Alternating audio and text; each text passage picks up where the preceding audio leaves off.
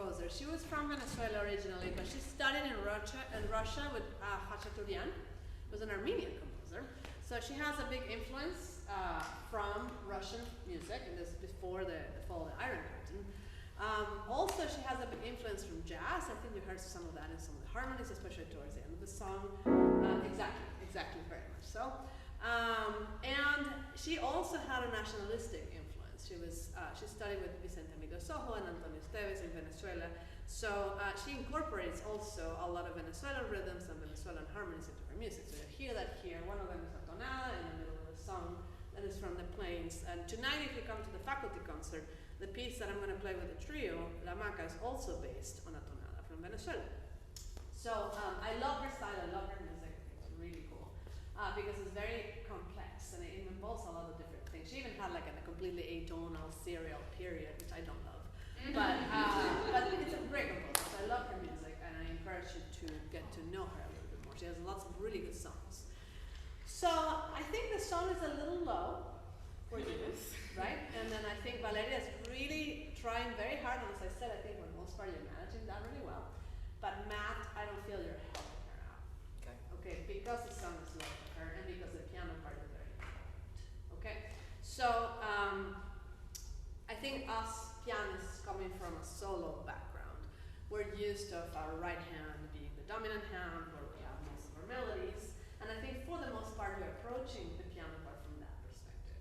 So what are some of the cardinal rules for us pianists to be mindful of balance with our singers? What I want to give you guys some general concepts that you can apply to anything, especially for young pianists like Matt here, that have not a ton of experience like all the pianists that are here in the room. So, yes? So it's the same with like instruments. So like with a flute, you want to be careful when they're down in their like lower register.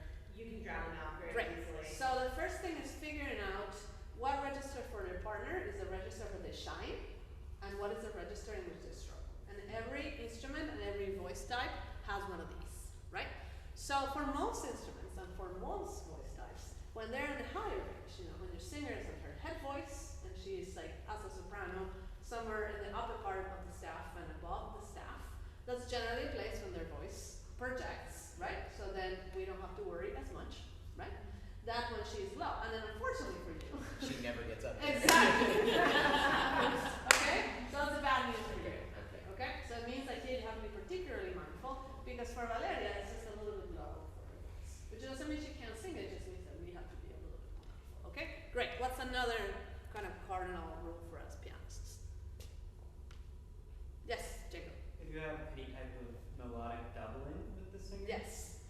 get out of the way. Exactly, which kind of is like what Joanna was doing. She was doubling Bella like the entire time, right? And she was being mindful. So in terms of balance, that wasn't an issue. It was more in terms of the style and in terms of the rubato, right? Because it makes it hard because then it's like we're literally doubling every note. So yes, if you and ever have the same material as your partner at the same time, pianists, you want to back away from that, and then maybe emphasize the other hand, most likely the left hand, or any other voices that are not that. Great. What else? So that's 2 cardinal rules. Yes. I mean, when the singer comes in, generally back off the entrances. Yes, especially when, you know, whenever, and that doesn't mean you have to play soft the entire time your singer is singing. That is not it, okay? It just depends on where your singer is in the range and what your part is like.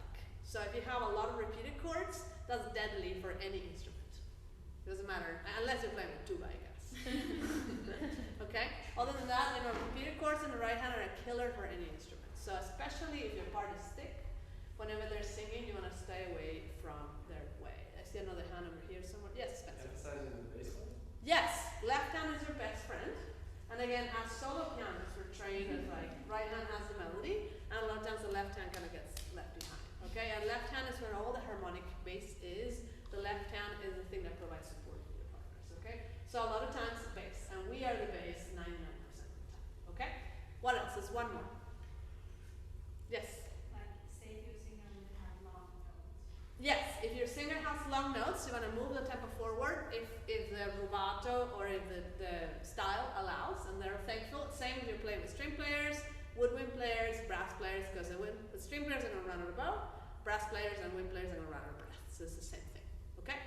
Now in terms of balance, the last thing is, if whatever you're playing in the same register of your singer needs to be less, okay? Because it's direct competition, especially when she's low, which means most of the time you're ready. Okay? So I want to see if we can start this over. Sure. And the other thing is, at the ends of phrases, a lot of times in this song, you have material, you can bring that out.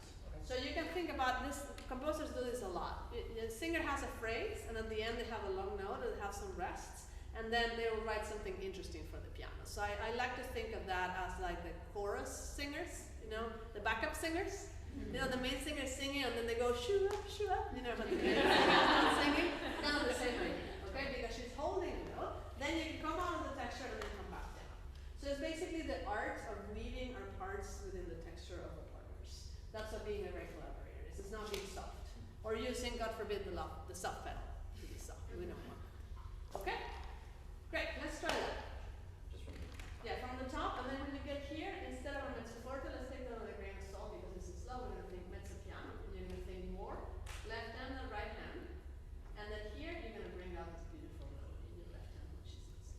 Okay, let's try it.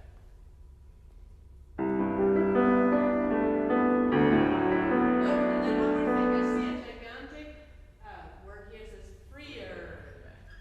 Okay? I think, what does that mean? How are you gonna be freer? Because you're not. the sort of the undulating, the rubato in that, but we haven't quite decided if that's like a more macro thing or like per bar. I don't think you should ever think of rubato as a per bar thing. Rubato should be a per phrase thing. You know, it's like figure out what part of the phrase you want to stretch, and then what part of the phrase you want to let go or down and move forward. Okay? And I think in this song, you want to be freer in this whole section, and then when we get the rhythmic parts, like the second section, the animato, da da da bi da pa pa pa pa pa pa, then we really want to be in tempo. Because that's the other thing with Latin American music. You have a lot of music that is very free, in which you have lots of rubato, and a lot of music that is very dance oriented, and that needs to be very rhythmic. Pam pam, yakata tita pam pam pam. Again, like I was saying, Bridget, I need to dance to the rhythm, the Right. same. So then when we get here, we're gonna be much more in tempo, and then when you get to the stuff that is minimal, so then again, freer. And then here again, this is a tonada section. Right. Okay, great, let's try that. So give me a rubato, be a little free, and choose where in the phrase you wanna stretch the most.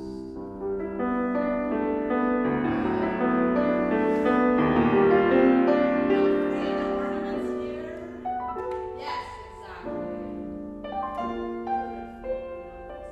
Hace tiempo que no llueve, las fuentes están exhaustas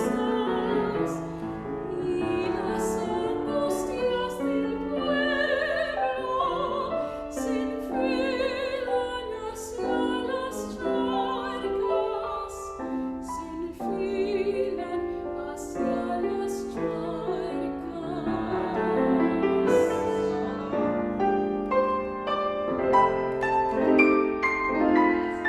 Por las veredas con sol, claro con madrugada. Because again, she's kind of low here, then a little bit less. Is that better in terms of balance out there? Great. So it's like constant in and out, okay? The other thing is knowing when you have to take the dynamics with a grain of salt, guys. And you're gonna see a lot of that pianos and chamber music, that you have a forte and everybody else has forte, or you have forte for 4 pages.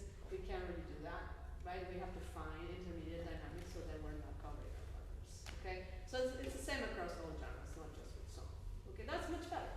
Ceci? Yeah, just a few things, because we're almost out of time. I know. See you later, right? I'll see Yes. you later. So, yeah, what does this next, speak to you? Like, Well, it's about a drought, but the way that I read it is because of Venezuela and everything that's going on right now. You know, it just feels like the lines to get the water and the lines to get the food and the country dying and this. yeah, This is what I get. yeah.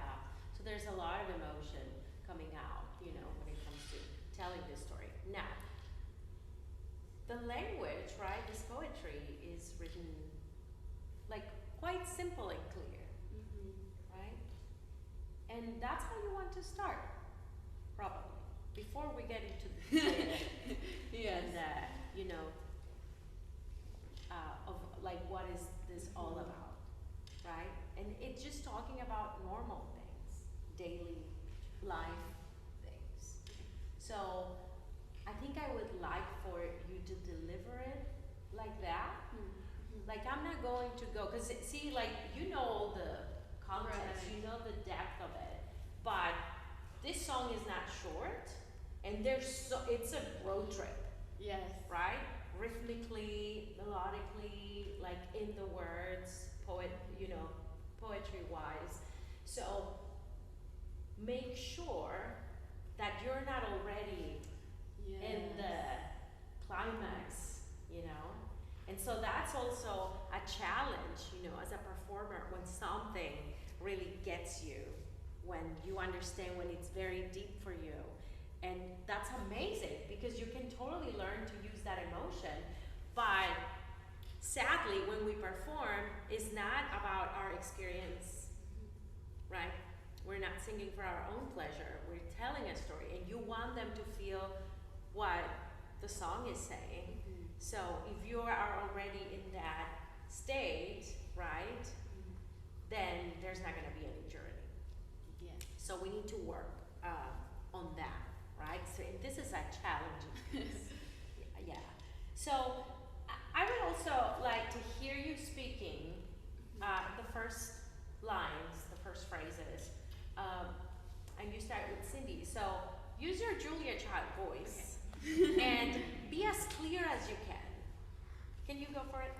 Hace tiempo que no llueve, las fuentes están exhaustas y las angustias del pueblo se enfilan hacia las charcas. Okay, now I need the depth of Julia Child's voice. You Right. can be like, I'm a little fairy talking to you. Okay. But Julia Child spoke like this, yeah, there's a little Yeah. low. Okay. Yeah. Hace tiempo que no llueve, las fuentes están exhaustas y las angustias del pueblo se enfilan hacia las charcas. That was better. Now, if you were La Llorona, saying, ay, mis hijos, how would you say this text?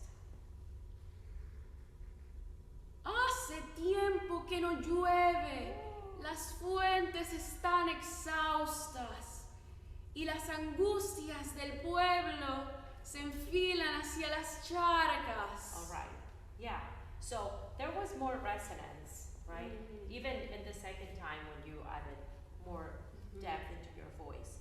So I think that would help you, you know, getting started. Also your E vowels tend to close and go to your back. And that's also another challenge of like Spanish speakers that sing in Spanish, right? Like we fall into a lot of faulty habits. For me, it was over darkening, right? A lot of us like tend to understand or think that, oh, I'm singing classically, oh, I need to over darker. And so like the ah vowel is, oh, you know, it's a complete thing, list of things, which you are not doing. Maybe a little bit. But I think, yeah, also it might be the you know, the register. Because again, it's a little low for you. Yes. So, can you sing on pitch, but paint the scene for us? Hace tiempo que no llueve, las fuentes están exhaustas. Good. Now, can you slide through your notes? Las fuentes, whatever the melody is, I don't know. Las fuentes están exhaustas. Yes, now las fuentes, that placement was good. Bring the low pitch right there. Las fuentes están exhaustas.